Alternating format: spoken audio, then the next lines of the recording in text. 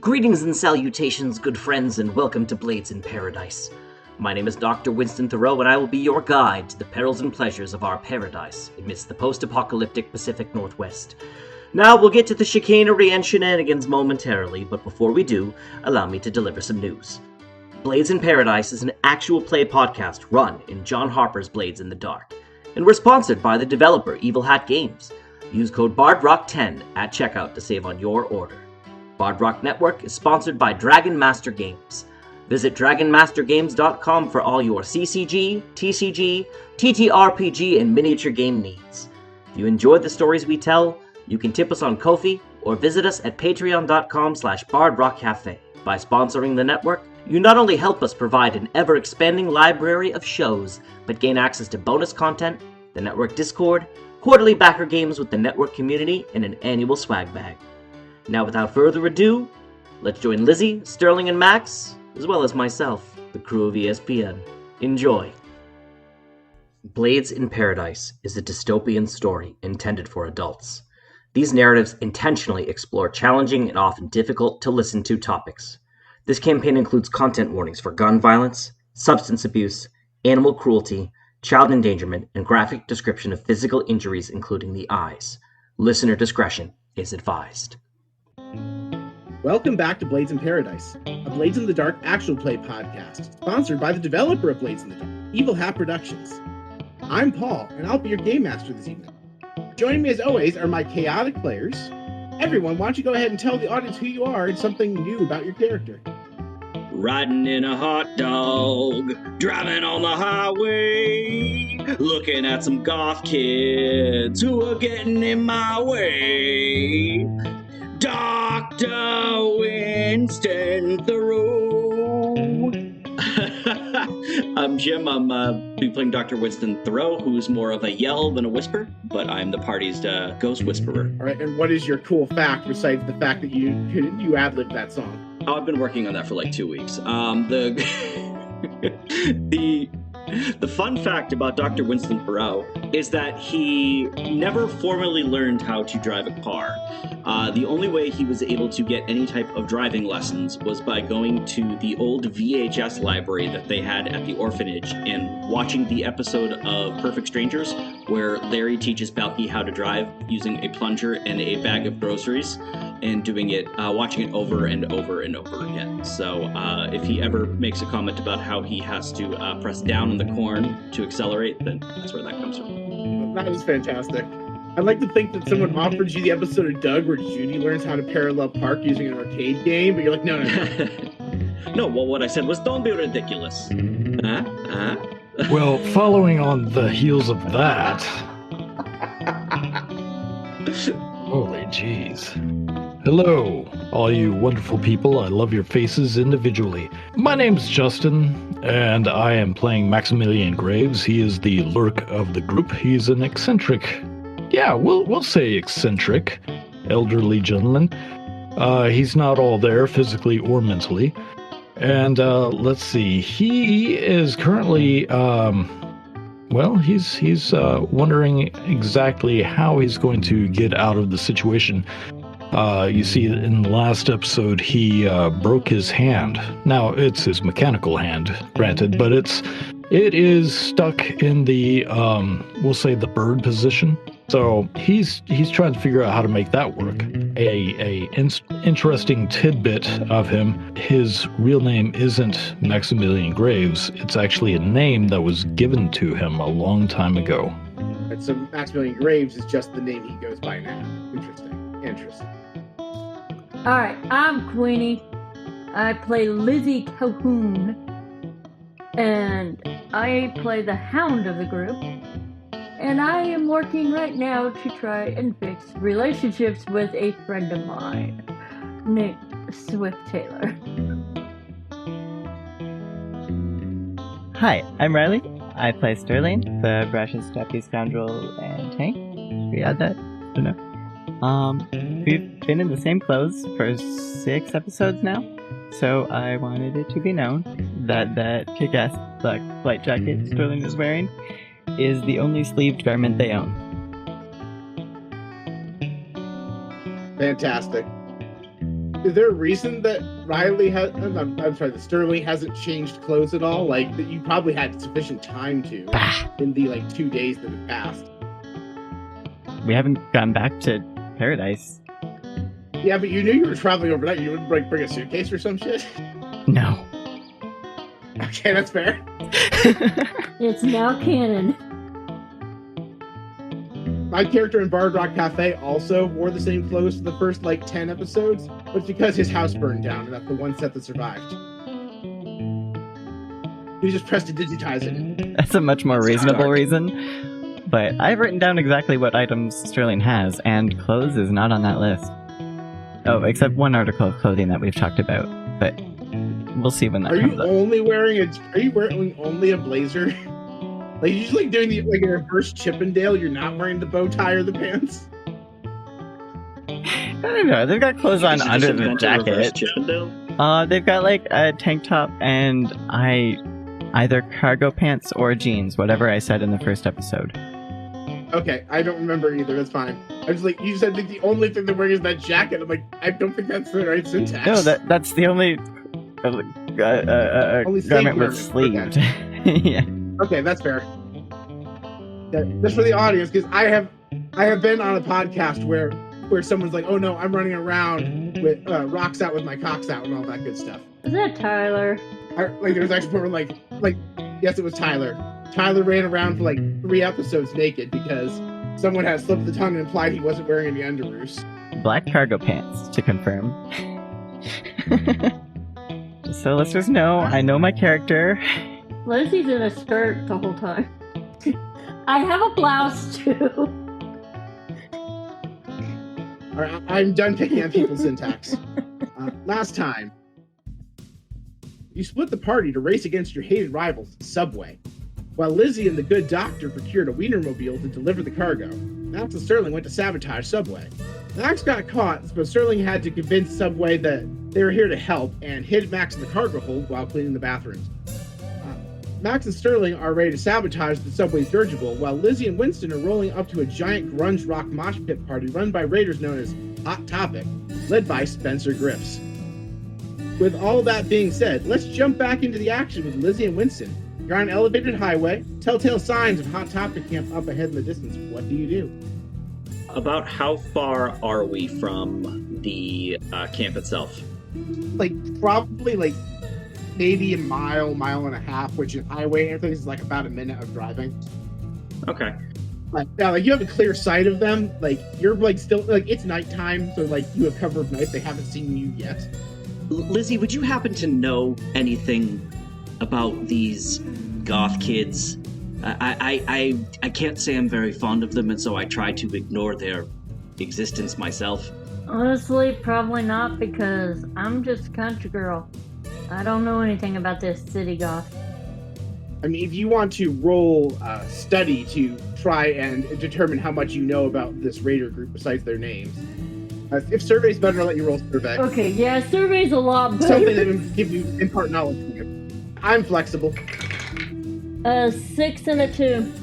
All right. So you know that the Hot Topic are a group of raiders who, as opposed to the raiders who steal good supplies from the more industrialized cities, these guys are more junkers and salvagers. They basically pick through the trash of all of civilization and reconstitute the things. So a lot of the time, their stuff's powered by old car batteries and shit. Okay, so I think their thing is also they're more violent, the violent mob kind of way. They party hard. You don't know how violent they are in conflict, just that they are perceived to be kind of hardcore by the way they dress and act. I tell Winston all this. So what you're saying is they're posers? Yeah, pretty much. They're just posers. Okay, I think I can handle that. Lizzie, I'm going to try to do something that may or may not be stupid. Can you just take a quick look in the back boxes and see what Shweddy left with his kettlebells? Sure. I'm looking for some kind of swag, maybe. Yeah, go ahead and roll another survey. Is there a particular kind of swag you're looking for? Or are you looking for me to... I'm looking for some ironic t-shirts, something that says, I love Shweddy's balls, okay. Or... A 5 and a 6. Yeah, with a 5 and a 6, you find two large boxes of graphic T-shirts with whatever ridiculous play-on words you want on them. All right, so Lizzie, I think we have two options here. We can try to pretend we're one of them by wearing these oversized comical T-shirts, or we can try to negotiate passage through with either by trade or by hook or crook, or we can just floor it and try to see if they can catch us in this Wienermobile. I know Oscar has said that he has souped it up. Well, why don't we see what Oscar put under the hood then? Can I pull over and try to, before we get there, just attune to the car to see just how fast I know it can go? I feel like if you're trying to do that, it'd be more of a tinker roll, because you're looking at how mechanically this is working. Like, there is a spirit energy element, but that's not going to tell you how fast it'll go. That's the mechanics. I think maybe Lizzie has better tinker than you do for that. I got 1. I've got 0 tinker, baby. Yeah, barely, but not much. Alright, I'll tinker. Yeah, that's a 2. Yeah, no, with the 2, you got nothing. You're like, there are 3 clearly labeled buttons that say ketchup, mustard, relish on them, and you get the impression those are some sort of aftermarket editions. You're not sure what they do. You didn't really get a good description of what all these features were from Oscar. You do see a user manual in the glove box, so you think you could look it up if you really wanted to know. I don't think I'm going to waste my time reading here, because reading is not something that I am either good at or enjoy. So I think we pull up to the gate and see what we can negotiate with the Hot Topic Goths. All right, yeah, so you roll up to their camp, and it's basically like, you know those like big figure 8s that are like exit and entrance ramps on the highway where they like you exit and then it loops back? Yeah. Basically, they turned that into their base camp, because it's like a lot of road and like a junction, so like they have access to the highway. And so you basically pull up to this big area, and they basically made a bunch of like bridges and stuff connecting the different sections of highway to be like the stage. And when you get to the gates, your Wienermobile rolls up, and there's two goth guys with like the spiked hair up top. One's got like the split hair, it's just like down the middle of the top, that you're not supposed to call a mohawk anymore, but I don't know the politically correct term. The other one's got like a bajillion foot long spikes on his head. But again, hair spikes, not like spikes. I hit the novelty horn that plays La Cucaracha.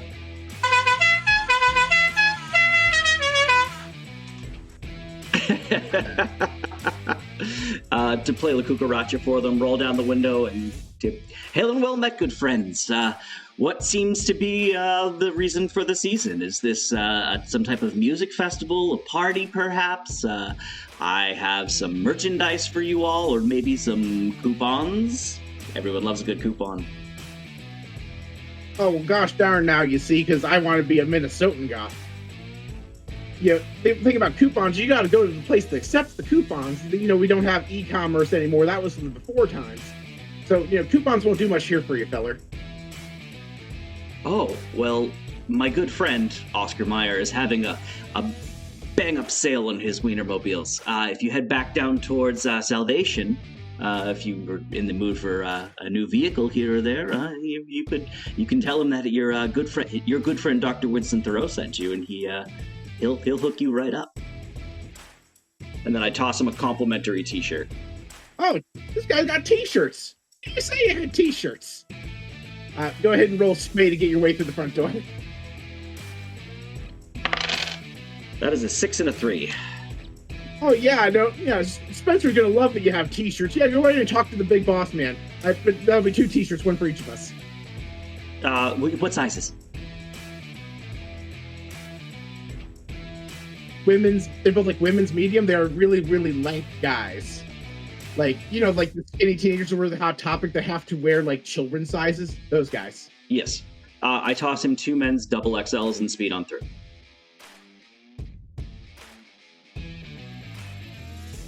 Like, oh no, you can't bring the vehicle in there. You can go on foot, but it'll be safe over here.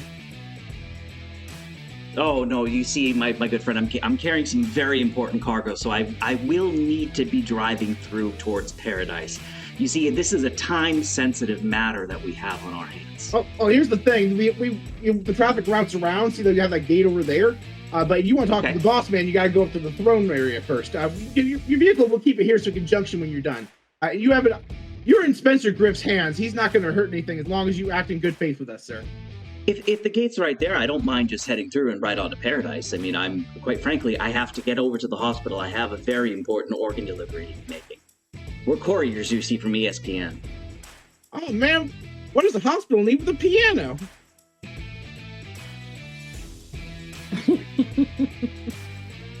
Lizzie, do you speak? Lizzie, try explaining it to him. I don't know what he's saying. We have a body part from inside the body that needs to go to the hospital. Not a musical instrument. Oh, you got innards. Okay. Yeah, no, you got the thing is, we got to get clear from the boss man because you aren't part of the group. So yeah, if you want to, like, one, you can stay here at the vehicle if you're worried about it. But if you want to go through here, you gotta ask the toll man. That's the boss. Okay.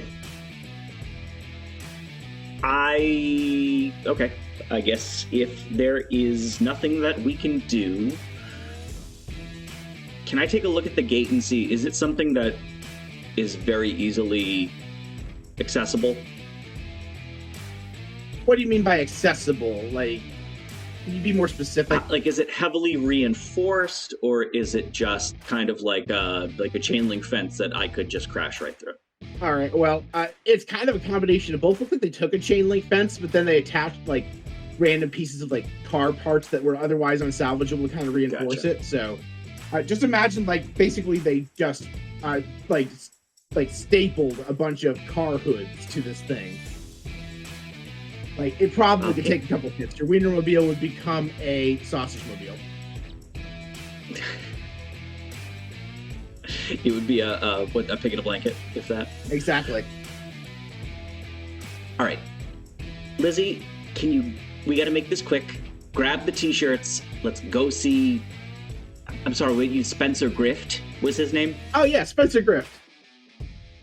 That's the boss man. Where is he from originally? So you now have to commit to an answer first. Like, he's from Seattle. All those. Okay. All right, we'll go see him, and then we'll try to figure out exactly how we can get out of here. Lizzie, let's go. Do you want me to stay here with the car and protect our product and the organ? Would you like to roll some? There's a roll for reading people here somewhere. I don't remember what it's called, but there is. And we can say attune, as you're trying to like get a read on somebody. If you want to read attune to see these people's attentions, I would let Winston roll attune. I will definitely attune to see to read these men's attention. That is a 1 and a 2. I have no idea what they're thinking. I know, like, they sound like they're on the level, but at the same time, you don't know them, so maybe they're not. I'm too busy just kind of looking at them and kind of like get a little bit disgusted by their clothing and their hair, and I'm just sure they smell a little funky, like they've been in a mosh pit. So I'm. Hey, fella, tell you what, I suppose this Wienermobile actually has wieners on it. Some kind of like food products.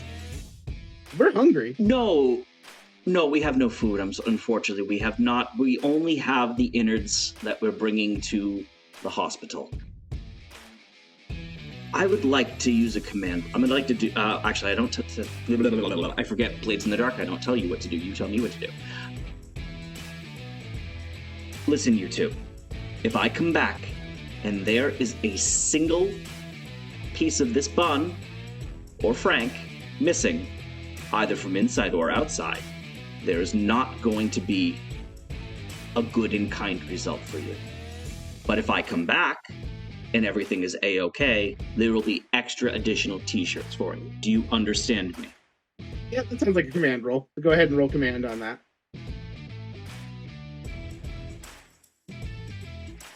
5 and a 2. With a 5, you get the impression they might look around to see if you're lying about the hot dogs, which you actually realize, like, oh no, there's actually a cooler back there. There might actually be hot dogs back there. So other than looking for food, they're not going to disturb your shit. All right, Lizzie, do you feel safe leaving the car? Yeah. We can always leave my dog here, too. Hounds have a trained hunting pet. What is your trained hunting pet's name? Also, you can leave a ghost here. You have a ghost friend. The dog's name is Shadow. I dig it. So Shadow's going to stay here and guard it. Would you like to leave ghost friend? I forget what we named ghost friend. I thought Amos stayed back in Salvation. I wasn't sure if you were able to. Oh no, he's attuned to you. He kind of like follows you around. Oh, okay. Yeah, so like, I mean, I'll only let you summon like one ghost at a time. So if you want to like conjure him to have him like be here, like you can have like Amos guard the truck. I think I'm gonna hold on to Amos for now. I have some other plans for Amos, and I've got Grandpa in my pocket as a last-ditch emergency. But I think I'm ready to. The first time that sentence has ever been said in the history of human language. Let's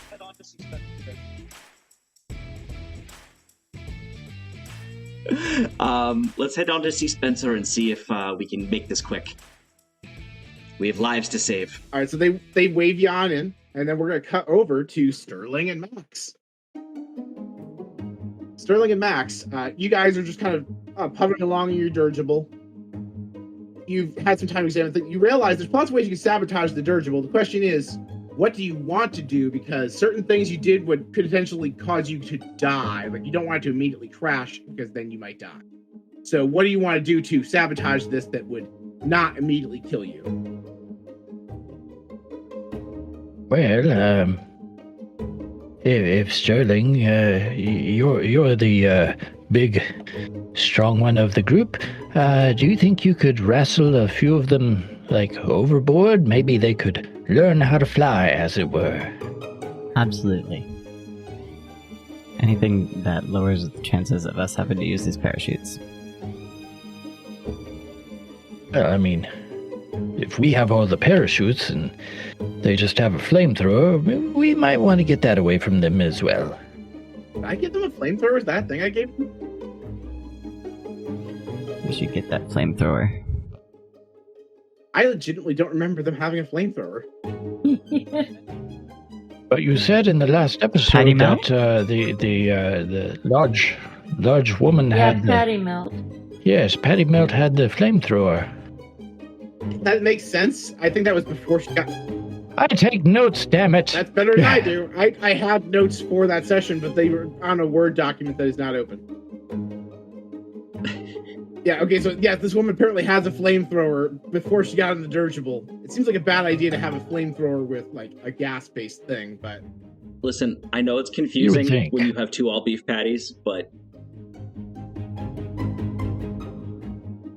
I'll provide the special sauce for these ladies. Come on. Let's go, As you're in this Sterling. conversation, you hear a loud, gurgly flush noise, and you hear the creak open, and Sloppy Joe's like, oh boy, don't go in there anytime soon.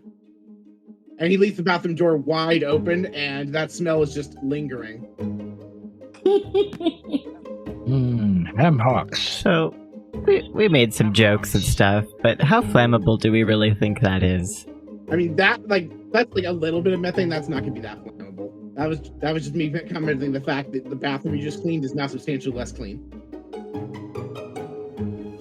Yes, I believe we knocked a hole in it too. I'm okay with that. Oh, that's true. I remember you guys like trying to figuring out you could dismantle the bathroom wall to get to something. What were you trying to get to last time? The poo tank. Yes, it is on the other side of the bathroom wall. And now it is full of... Yes. So we were going to destroy the ship and jump with the parachutes, but are we going to keep the parachutes as a last resort and just try to take the ship? Oh, I'm strapping a parachute on myself right now. Sterling put one on as soon as they got it. Okay, so we have parachutes. So let's see. I'm not very fast. I only have the one prosthetic leg. Maybe if I had two and we had some steam power, I could get to running, but I don't think we have time for that. So, my best bet is why don't we try to destroy the ship as planned? We've got you, who is walking around as part of the crew. I'm in hiding. If we can somehow ignite the ship and steal the flamethrower and parachute to safety, I'll leave that in your capable hands, Sterling. I'm going to disassemble the other parachutes, though. All right, roll Tinker to try and dismantle the other parachutes. Well, I have a knife, so that shouldn't be too hard. All right, I'll give you a bonus die because you have a knife. Just stab it into each bag and they're pretty much fucked. Ooh. All right. I have a 6 and a 5. With a 6 and a 5, you obliterate all the parachutes but the ones you two are wearing. And take that, Layla and Dorothy and Blanche and Rose and hey, take some of this and oh wait. I don't know who those people are. Thank you for being a friend. You forgot Estelle. Yeah, you mean Sophia. Sophia, yeah. Estelle's a Sophia. All right, so Sterling, Stop or my mom will shoot. while Max is tearing apart those parachutes, what do you do? I would like to get Patty Melt alone. Okay, so roll survey to get bearings on the ship. Okie dokie. What'd you get for survey? So if there's no points, I rolled 2 die and take the lowest? Yep, correct. 2 die and take the lowest one. Okay, then that's a big old 3. Yeah, you know that there's the cargo hold in the back and that there's a hallway from the cargo hold to the front. And you know where the bathroom is. That's all you know. You assume she's on the bridge, probably with everybody else. Except for Sloppy Joe, who just blew up the bathroom and is walking back toward the bridge. I thought that was your plan. Oh, no, he blew up the bathroom in the more traditional sense, not the literal sense. Fair. Quick question. Could I look around for a book of matches? Sure, roll survey. Survey. I'm not bad at that. Let's see. Survey. I got a 5. With a 5, you start rummaging through the cargo hold. You find, obviously, the cargo you're shipping and various maintenance supplies. So, the cleaning supplies, the extra cleaning supplies, the mop and bucket, basically things like a big closet. This is the closet. You do eventually find a book of matches with 1 match left in it. You realize, because you're doing this with 1 1/4 hands, you've been making a lot of noise.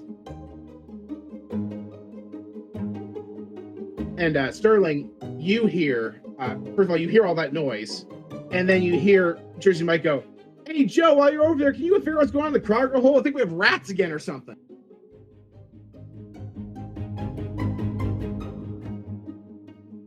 Squeak. Squeak, Hey, squeak. Patty, get over here. And then I run in the bathroom. Roll sway to convince Patty that you need her help in the bathroom. I'll let you have command since you just yelled a command, if that's better for you. Yes, it is, actually. 4. Before Patty's like, "What? Oh, what do you need me for? I'm kind of busy. I'm running communications." Get in here right now. Kick your ass. Everyone, what do you need my help for in the bathroom? You got this. That thing was spotless. How bad did you blow up the bathroom? It's real bad. Oh dear. You're threatening to kick her ass. I assumed that was an above game comment and not in universe. I'm relatively generous. That was in character. If you want to say it's in character, you can have the consequences of saying it's in character. I was assuming that you were saying that because it was funny. Did Sterling say it out loud? I mean, it's probably better if I don't, but... Or is he flirting? Ooh. Ooh. Yes. Oh my. What would Dr. Winston do?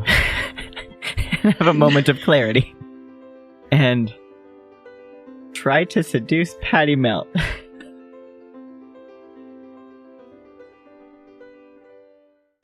Enjoy what you're hearing? Rate us on your favorite podcatcher. Reviews on platforms like Apple, Spotify, or Good Pods help new listeners find our content. It's a completely free way to support the show. Thanks for listening. Where are we now, Llewellyn? Well, Meanie, it looks like we've arrived in a universe where Jump Leads is part of the Bard Rock network of podcasts. The Bard Rock Network? Wow! That's a whole new audience ready to experience our adventures jumping through parallel universes, like when we found that colony of religious robots, or the time we were chased by a knife-wielding dinosaur. What about when you spent a whole episode looking for a bathroom?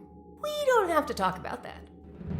Listen to the scripted sci-fi comedy podcast audiences are calling a cross between Sliders, Doctor Who, and Lower Decks. Jump Leads. Season 1 available now wherever you get your podcasts. Season 2 coming soon. Who was that? Sounds like this reality is actually an ad spot. An ad spot? Wait, so none of this is canon? It was, until you asked that question.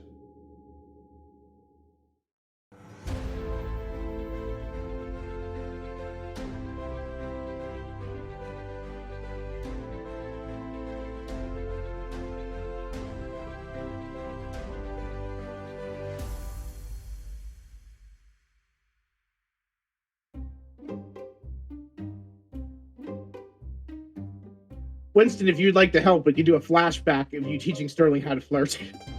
Sure. Wait, what? Am I gonna? Am I taking stress to learn how to flirt?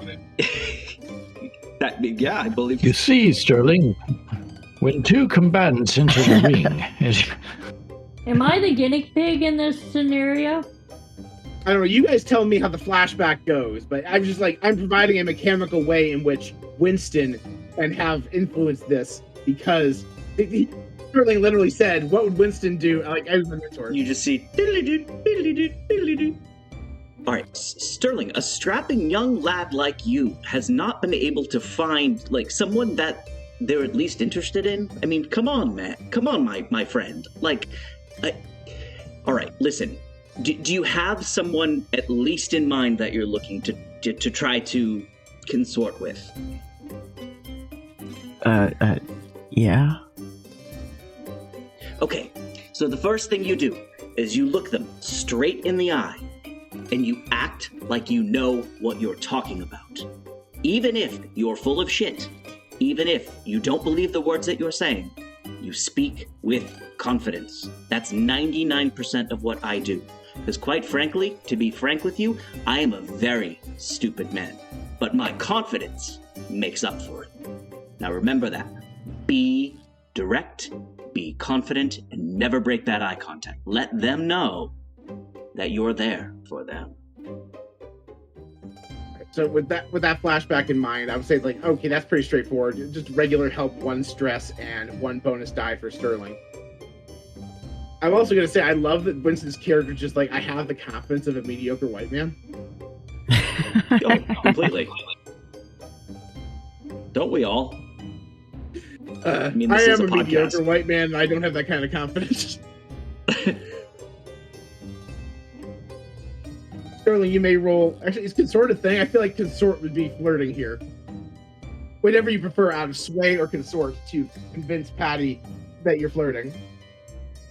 Okay, so, I've got the parachute on, and I want to go and directly confront Patty. All right, so you walk up to the bridge while you pass Joe, who is en route to the cargo hold. What are you doing up here? So what do you want?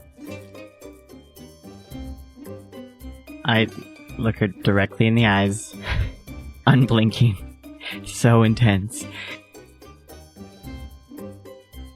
In all this time that we've worked together, I think I feel like maybe you've come to realize my feelings, but I just can't bear it any longer. We need to talk this out, or I can't finish this job.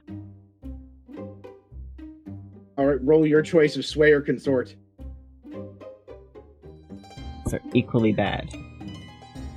You do have a bonus roll die. hunt. So Is there anything I can do to help?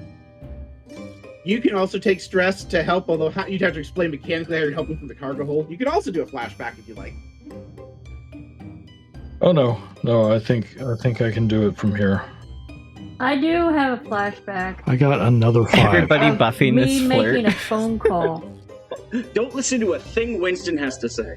All right, what did you roll a 5? Because the way that help works in Blades in the Dark is you describe how you're helping, and then you take 1 stress to help. You don't go for it. Yeah. Oh, I'm sorry.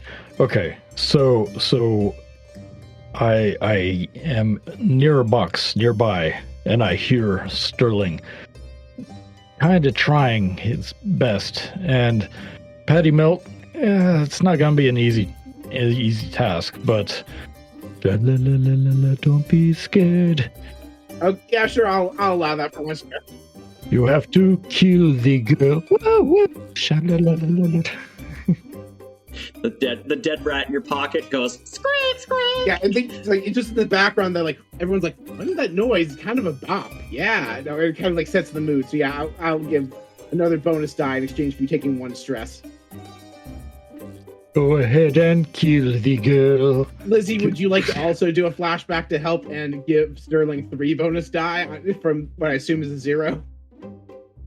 I actually go up to him and start trying to flirt with him to show him how to flirt, not just tell him. Okay, yeah. So, all right, yeah. So you do that. Would you like to act that out, or want to just say you did it? We'll just say we did it. Okay, cool. Yeah. So you go ahead and mark a stress, and Sterling, you now have 3 dice to try and convince Patty to go somewhere quiet and have this conversation. Crit. Well, I got a 1, a 3, and a 4. So, I'm so sorry. Well, the good news is a 4 is a mixed success. So, hun, I appreciate it, and I have to understand. I get ogled by all the boys here all the time. They all have feelings for me. We can set this out on the ground. Right now, we're trying to do a job. Tell you what, if you want to, you can sit like I'm about to have communication duty over in the communication. It's a relatively quiet area over on the side of the bridge. It's like a side room. We can sit and talk in there while I'm doing communications if you want. So she will not follow you back to the bathroom, but you can go to her station, which is off the bridge. Higher risk you will be heard or noticed, and there's definitely any commotion would draw attention. That is the devil's bargain I'm giving you. Your wanted result is you can get her alone, just not where you wanted to. I maintain unblinking eye contact and say thank you so much. I'll be there, and it won't be weird at all. And then I leave. So do you follow her back to the communications room? Yep. All right, cool. Max is just behind the box going, yes, go get her. Max, as you say yes, go get her, the door to the cargo hold opens and Joe walks in like, the fuck happened in here? This place looks completely ransacked. This wasn't a rat. You go ahead and roll, if you want, prowl or something to try and hide as the door opens. Unless you're going to try and jump him. With 1 hand. Is it just the guy and me, or are Sterling and Patty gone? You guys are opposite ends. Sterling and Patty are at the bridge at the front of the ship. And the communications up there. You're in the back of the ship in the cargo hold, so it's just you and Sloppy Joe. I'm going to assume you guys had a vent or something you could hear through because you were on opposite ends of this airship. What kind of cleaning supplies do they have? Roll survey. Terrifying.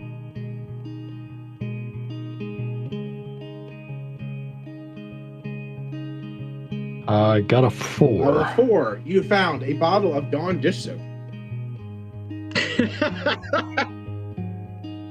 You have found some questionably dirty water, a mop. Some sunrise. No, I already called it dusk soap. It's fine. Try to think of the word even for, better. Like you found some cleaning wipes, but they say no. They say like chlorine free, bleach free. So like they're all natural cleaning wipes, I guess. Also, you found like that mixture of like vinegar and water that people use to clean as all-purpose cleaner. Those are what you have. These are not the best cleaning supplies. Also, a plunger. More than I expected, really. Okay. Yeah. So, is there like I'm hiding behind a box? Is he coming after me? Like, is he searching the? Yeah. So basically, what I'm going to say is you quickly survey these things. Do you have everything you want to do? Because at this point, he will see you unless you try and hide. You do have a second to still hide because he's still looking at the mess you made. He has not seen you yet. So you have like maybe 3 seconds to do something. Hide, jump him, something. Okay. If I can grab the dusk and hide. All right. Roll. I think prowl is the hide related thing. All right. 3 and a 5. So you do hide, but then you realize, oh shit! I left my knife over by those parachutes. All right, Max, you've got this. Of course, I'm saying this all quietly to myself. With the dusk, I quickly spray it on the floor where he may be walking. All right. So right now, as you're doing that, he's like, who did this to the parachutes? That's definitely not a mouse. Okay, who the fuck's in here? And he starts walking around looking for you. Roll prowess because you're trying to set up like a little trap, or tinker actually. Maybe that would be better. Honestly, I don't know how making a Home Alone booby. Tinker is better. Yeah, you're making a Home Alone booby trap. I feel like that's tinker. I got a 4. With a 4, he steps in the soap and he slides, but he catches his balance. He slides forward like a few inches, and you get the impression he's off balance, but not like injured or anything. I'll give you the mixed results. Do you want to do anything while he's off balance? He does see you though, and go, "Oh shit, there you are!" I think he goes, "Whoa!" I tackle him and try to get to my knife. Roll skirmish. I'm going to say you probably have a minus 1D because you have one hand at the moment. Oh, skirmish. Not bad. I only had 1d6. So roll 2 and take the lesser one? Yeah, because your 1 went to 0 with the decrease from your harm. Hey, nabbit. As the kids say, I'm going to be getting jiggy with it. Rolled a 2. Yeah, with the 2, you go to tackle him, you miss. You slip in your own soap trap and fall on your butt. And I'm dead. No harm, but he does bend over and he's gonna scoop you up, but you guys are now like mud wrestling in soap.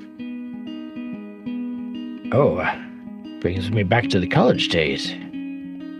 So much flirting going on. He's basically Sterling. Sterling, do me a favor and roll skirmish to have this guy try and scoop Max up. I'm to roll against my friend. I'm not supposed to roll dice, and I don't have my dice out, so. Do it, you coward! That's a 5. With a 5, he fireman carries you, but he just scoops you up, puts it on his shoulder. He starts walking you back, and you do have a chance to reach your knife if you think you can reach it, but it's going to be tricky. Can I do a twofer? Can I reach for my knife and defecate at the same time? You will have minus 1D to try doing that, because those are very different body functions that are going to make you not be able to do coordinated things. I'm a very old man. It comes naturally. Yeah, if you want to roll prowess to try and scoop up your knife while pooping your pants, you may. All right. Ooh, I got a 5. Oh, dang it. I got a 4. All right, 4, mixed success. I'll give you a choice. You can either scoop up the knife or poop your pants. Oh, damn it. I've eaten too much cheese. Okay, I'm turning bright red. Probably popped a vessel in my eye, so now I have one red eye, but I've got my knife. All right, you got your knife. What do you do with it? Oh, I'm going to stab him with it, All right. Of course. If I'm fireman carried, he's got all of his back. That's prime real estate. That description that you just gave made me think that you were straining to poop your pants, not to grab your knife. And I was very surprised when the end result of that was, and now I've got my knife, not now I shit my pants. No, that was his backup emergency knife. And it was a wonderful surprise. It made me feel good inside. No, you have to understand, he had his backup knife in there, so him trying to poop himself was generating the knife. You don't have an ass knife? Ah, there it is. Anyway, yeah, We've all got ass knives, right? Flashback. No, you make sure you always have an ass knife. No, I have an ass pistol. Remember, it goes pommel first. Pommel first. Anyway, you have your knife. Now, are you trying to, like, fuck him up, or are you just trying to give yourself an opportunity? Really, are you rolling finesse or skirmish? Because you have the knife, I will make you skirmish neutral if you want to do that. Ooh. Let me do finesse. Because I have 2D in that. All right, so you're not cutting him to kill him, you're cutting him to just knock him off balance or something with finesse. Oh, I'm trying to absolutely you're kill trying him. for a precision cut. That's what you're going for. Okay. Sure. Where are you trying to cut him? Probably base of the neck or between the shoulder blades if possible. Slip that right between the that ribs. sounds like finesse to me. Go ahead. All right. Ooh, I got 2 5s. All right, 2 5s. You go for it. You kind of, you miss the mark, so like you kind of like go for like that spot in the shoulder you're aiming for, but you get the meaty part of the shoulder. He's been eating his Weedables. What'd you do that for? And what he actually does is he stress farts when you do that. You're going to you're going to mark a level 1 harm, dizzy. Should I have rolled for him to do that? It's fine. I wanted him to have a chance at not being scooped up. That's all. I was gonna say if he fails the roll, he could poop himself. That's I think what we're. No, that's fine. Yeah, no, you took a harm. That's all. Totally just joking about it. Farting as a So free anything action. that involves precision, anything that involves precision or hand-eye coordination, those kind of things, you're at -1D on right now because you are dizzy. Yes. Farting is a precision thing, but all right. He takes the knife. He just reaches with his free hand, rips the knife out of his shoulder. He chucks it away toward the corner. Now you are knifeless. That was my good. Oh, what have you been eating? Some beans, some more beans, corn, asparagus, artichokes. Do you have a brewery in your bowels, sir?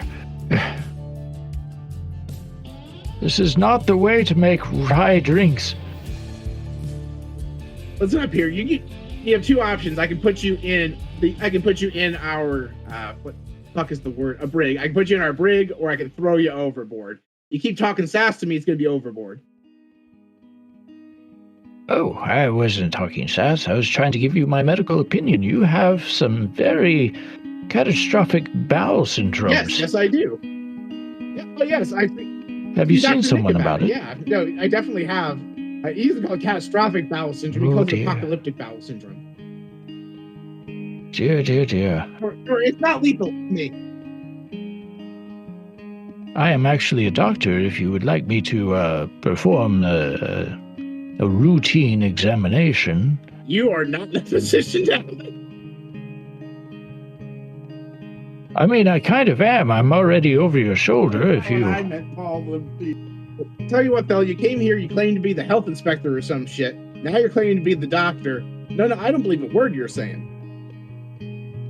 Well, I'll be absolutely honest with you. I am actually hired by one of your rivals to transport things and to really fuck up your shit. But that's just me. I am really bad at this. This is trying to get some extra money, you see. My doctoring isn't what it used to be, but I'm still a good proctologist. My finger is stuck like this permanently, as you can see. And yes, it's really good for the old peekaboo pokey, if you know what I mean. Yeah, so brig okay with you? You okay with the brig? We'll do the brig? Fine, I'll do the brig, but you really should come and see me about that internal combustion system. Sure, fella. And he walks you to the room next to the bathroom, which is the brig. Oh, Of dear course Lord. it is. And there is shared ventilation, and it is awful. Damn And he puts you in there, and he locks it. There's like a little barred window. Like, Jersey Mike's gonna have a word with you, fella. And he heads back toward the bridge. Oh, absolutely. Well, I've had better days. Sterling, how are things going in communications? Anyone else around? You sit down. She sit down. She's at the console. She like has a radio thing. So, like there's occasional static here and there from like whatever. She's tuned into Subway's proprietary radio signal. Like, okay, what can I do you for, sir? Your name was Sterling, yeah? I don't think you lied about your name. I wordlessly try to grab the gun, the flamethrower. I'm curious here. I want to be sure we're on the same page here. What were you picturing of the flamethrower? Like, are you picturing like a little handheld gun? I'm envisioning like one of those big old backpacks that's got a hose and a little lighter at the end of it. This isn't going to be like a sleight of hand check. You can be like, you have to tackle her and physically rip a backpack off her. Yep, that's absolutely how it was gonna go. Even if it was pickpocketing, Sterling would tackle them to the ground. Yeah, so go ahead and roll skirmish to tackle her.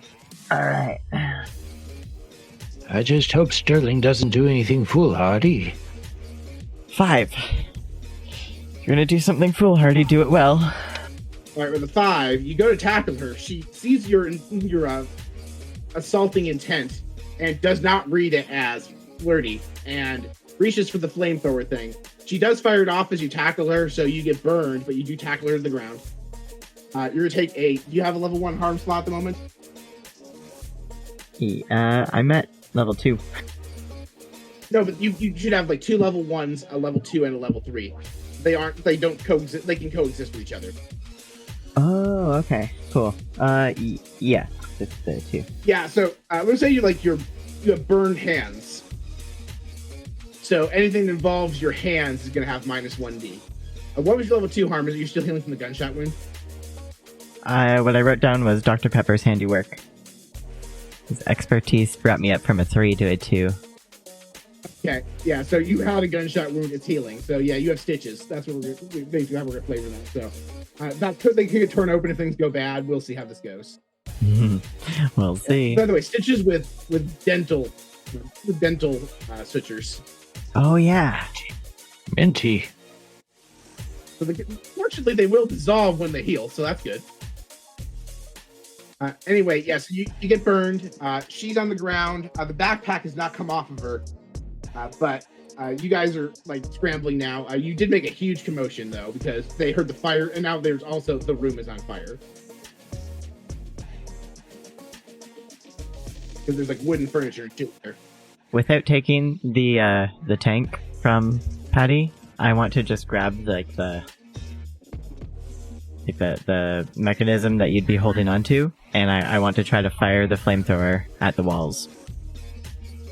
Okay, that's going to be yeah, I feel like that's still skirmish because actually no, that's wreck. You're trying to cause property damage. Roll wreck. Give you -1d because you're trying to. It's going to be. Also, I should be describing the position here. This is desperate and limited because she has a hold of this mechanism. You're trying to get a hold of it and fire it off, so she's going to contest the struggle. So we're like rolling around. I'm very hurt. That's yeah. great. Oh, that's a 1. with a 1, you try to do that. She gives you a swift kick in the chin. It kind of just knocks you straight, and she blasts with the flamethrower again. You're going to mark your other level 1 harm as burned face.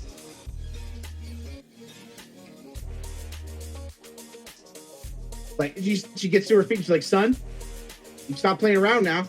We can take you to the brig. We can throw you overboard, or I can kill you. What's your choice? At this point, Jersey Mike also opens the door because he hears the commotion and fire. Who the fuck else was on the screw? Joe, Mike, Patty, Juicy, Lucy. Go, Juicy Lucy, go get the fire extinguisher. And she's running back to the cargo hold, and Max, you kind of like, through your little barred window, see Juicy Lucy run back to the cargo hold to find the fire extinguisher. What the fuck happened in here?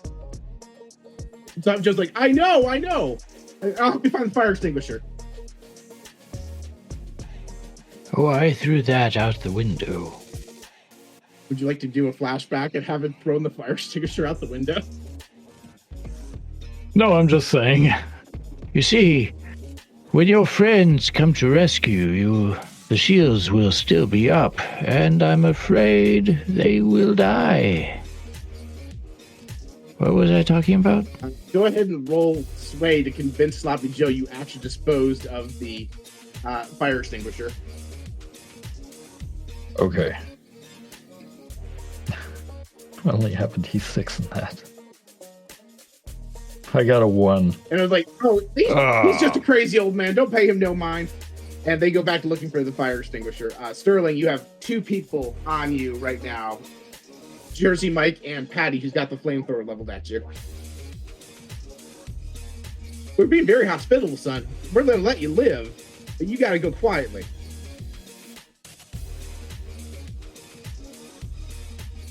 I'm sorry, did you say they're holding me now? Or just nearby?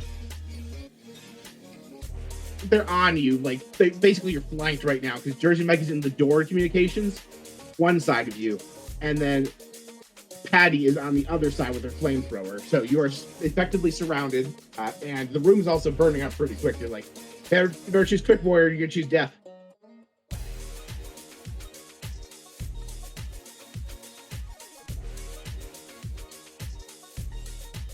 I tackle her. All right. Roll plus skirmish again. That was 2 6s. Crit. Okay. Oh, yes. All right. So with a crit, you tackle her to the ground. The flamethrower blasts off away from you and hits the wall before the hose breaks and it becomes useless. And there's now a wall. Oh, that's not useless. Oh yeah, no, it's like the hose break is leaking, so it's creating more accelerant. But like now you are inside of a ring of fire with Patty, who is unconscious, and there's a wall of fire between you and Jersey Mike. I fell into a ring of fire with Patty Melt. You also see that like the line to her flamethrower is close to a flame. You get the impression that's going to be bad in a few seconds. It's gonna be bad for some of us. I'm gonna tackle whoever's in my way and try to get back to the last place I saw Max. Oh, Stern, I'm so sorry. I forgot. You, for both of those harms you took, you should have been able to roll resist the effect. Would you like to do so? That's okay, I'll roll with it. Okay, cool. Yeah, so there is the wall of fire there, but you think if you're fast enough, it won't be an issue. So roll skirmish again to try and run down Jersey Mike. 3.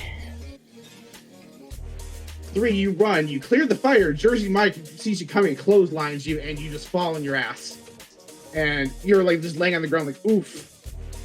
And he's like, boy, I'm gonna... And that's when the gas line to the flamethrower ignites all the gas and explodes and blows a huge hole out of the airship. Scatter! Meanwhile, back at Hot Topic, you are walked to the throne area where you see a large, muscular man with a brulette, if you can believe it. That is a mullet, but the long part of the hair is in the front.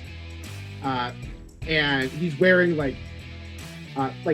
has wearing like football pads that have been, like had a bunch of spikes put on them. and for some reason his outfit is overladen with way too many chains and zippers, and the zippers don't seem to be for any functional purpose. The chains don't be for any functional purpose.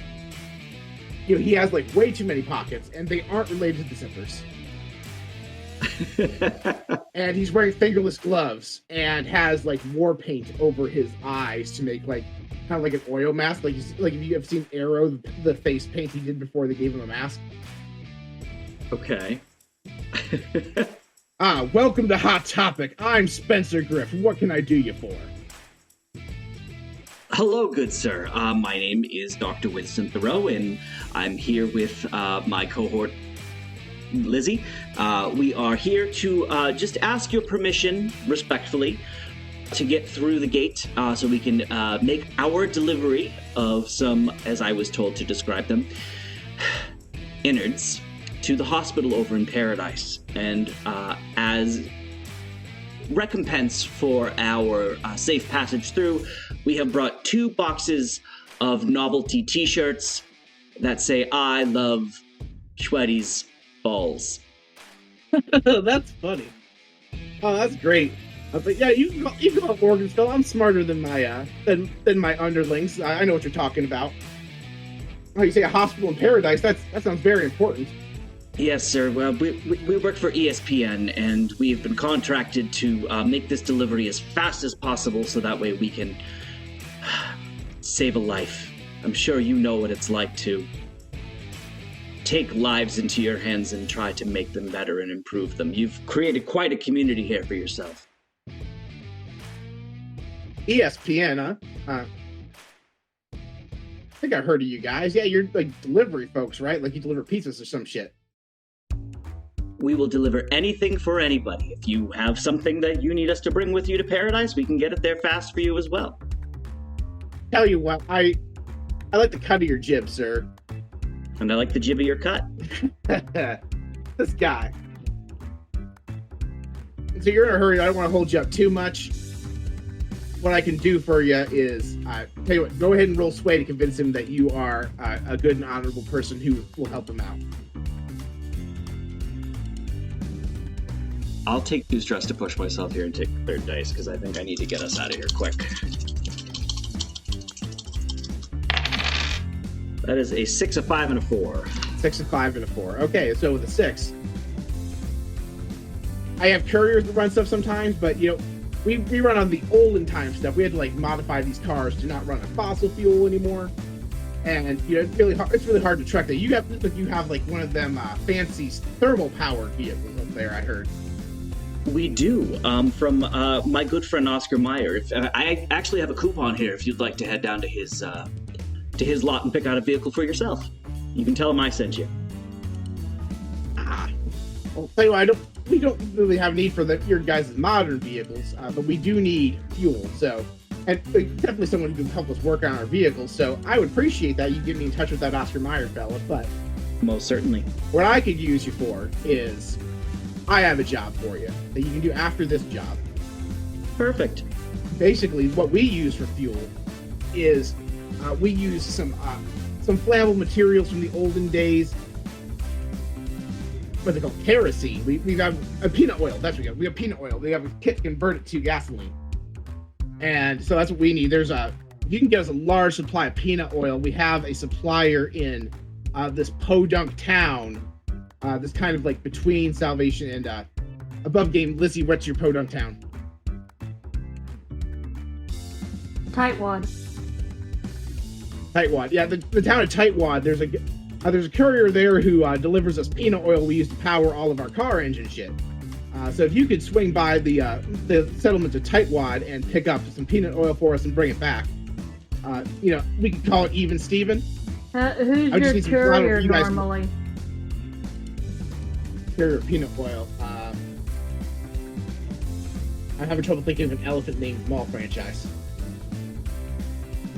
There's Skip, there's Jiffy, Jiffy Skip, there's Jiffy Skip, Lube. There's Jiffy, there's the...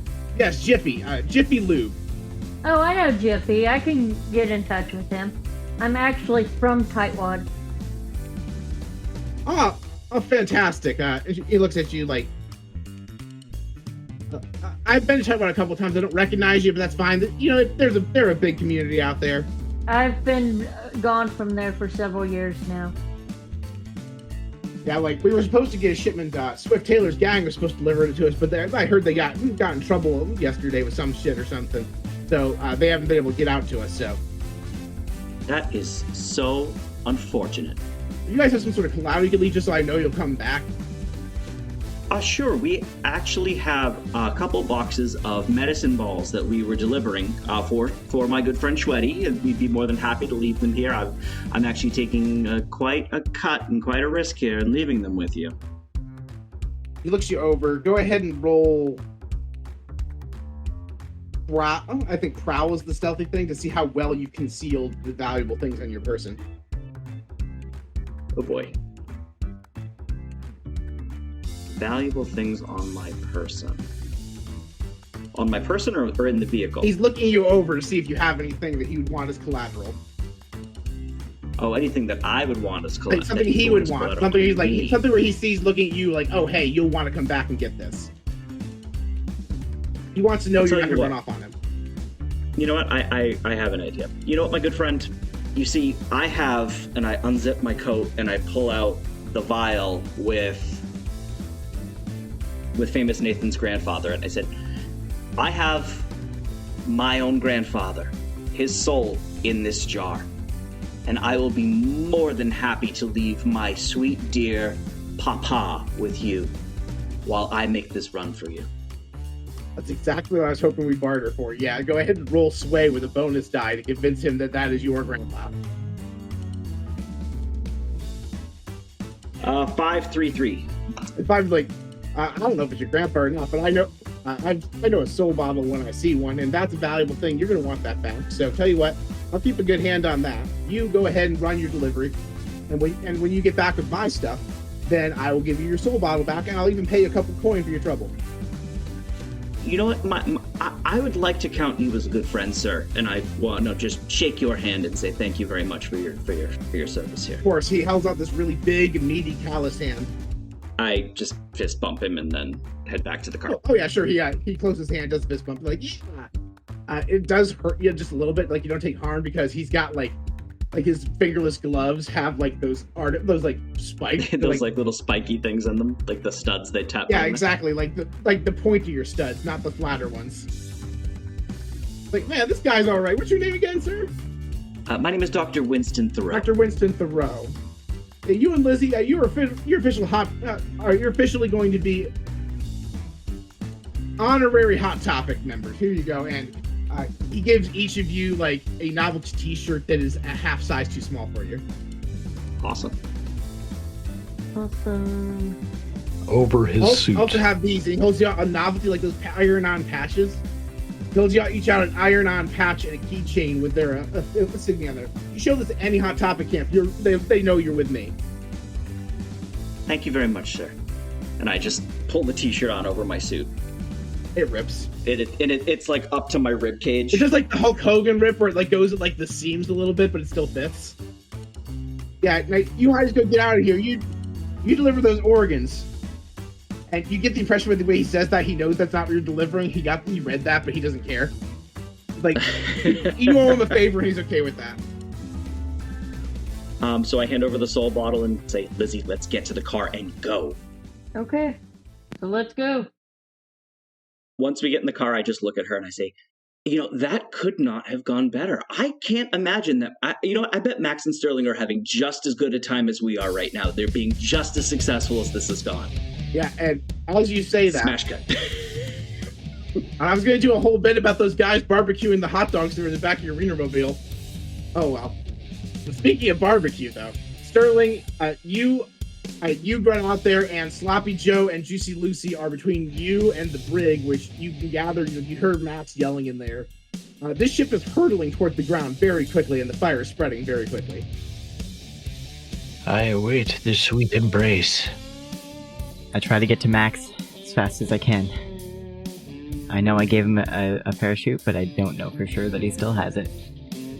He's also inside of a box in the exact center of the dirigible. He's in like a place that's gonna be bad if it crashes. Yes, you and I know he's in the brig, but Sterling doesn't. Hey, it's the bathroom guy. Sterling, I'm over here. Hey, I know this is a very small window. But And I put my hand through it with a match. see if you can light a fire with this. I think it'll help. So walk with the dead rats. Let's get you out of there. I don't think we have to worry about... Well, we do have to worry about fire. There's a fire. Let's get you out of there. Ooh, okay, ahead of the curve. Listen here, fella. I saw what you guys did to the parachutes. I don't care about this job so much as I want to live. So how about this? What's the word? Joe, what's the word where you attach yourself to the person with the parachute? You fall together. Tandem. Yeah. How about we let you out of the brig? We tandem jump out of there. Lucy with one of you, me with the other one. Are you going to let me out first? Max and I will wear the parachutes, and I'll hold you, and you'll make it. All right, so you are agreeing to tandem jump with them, but when the condition you're the ones wearing the parachutes. Mm-hmm. Is that right? I want to make sure I heard that right. Correct. That's what I'm gonna attempt. Yeah. Okay. They're just gonna leave their friends to die. They're pretty sure that their friends are already dead in Yes. that fire they can see coming from the other end. Also, this thing has got they know there's no more parachutes, and it's Oh, fair. yeah, they Joe has already seen what you did to the parachutes. Joe knows that the only option anyone has to live is the 2 remaining parachutes. We have to go now. All right. Yeah. So they let Max out. Max, you good with this plan? Only if I get Lucy. Do I have to get the creepy old man? We don't have time to negotiate. Yes, this, you do. Lucy. All right, fine. But if you argue me, I'm gonna fucking kill you. All right, let's do this. Let's blow this popsicle stand, as the cool kids say. Roll finesse to jump out and use your parachutes correctly from a burning, collapsing dirigible. I don't think that'll be a problem. Except for the fact I got a frickin' 6! Okay, I should have given you a minus die, but I forgot to say it because you have one hand and you're trying to ripcord a parachute, but it's fine. I'll go ahead and say Lucy's probably also trying to pull the parachute, so you're fine. You get out fine. Sterling, how did you do? Is there we can see outside where we're jumping? I was wondering if we could see where outside where we're jumping to. Are we at the cargo door? Yeah, you're kind of going. Yeah, you're going out the cargo hold door. It's the biggest area, so they rip it open. The cargo is flying out of the thing.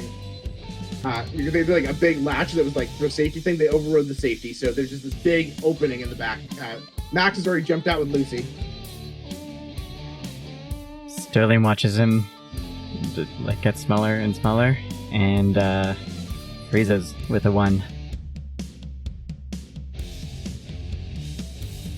With the 1, you start panicking. Joe's like, "What you doing?" And he drags you and jumps out, and he pulls the cord. But he also rips a nasty fart while he's doing it. And because of the way you're falling, the air just blows right up in your face, and you pass out unconscious.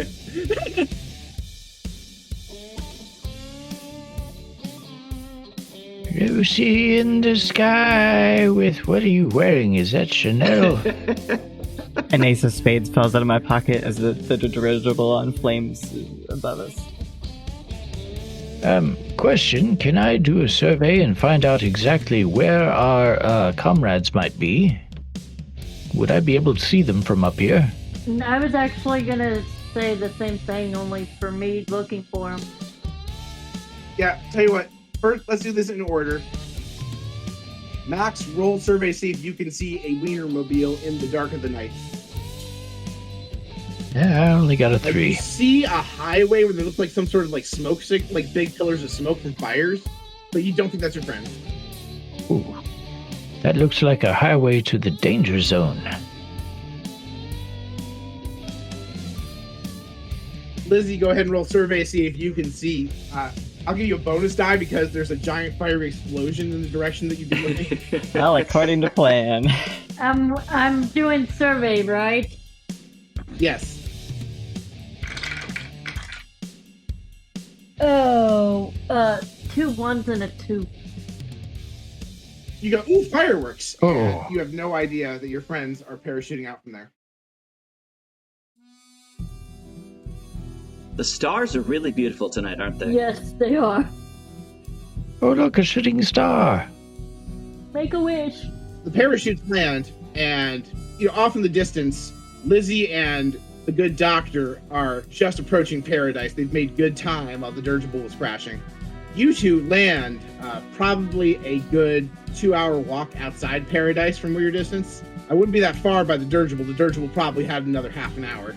You land right there in the middle of the thing because one of you rolled a 1, and I want you to land together. Actually, I guess only Max is conscious. Max, you see a familiar form, a big, hulking man sitting around a fire. Mr. Victor Lord says, well, I'll be damned. Look who it is. And that's where we're going to end tonight's episode.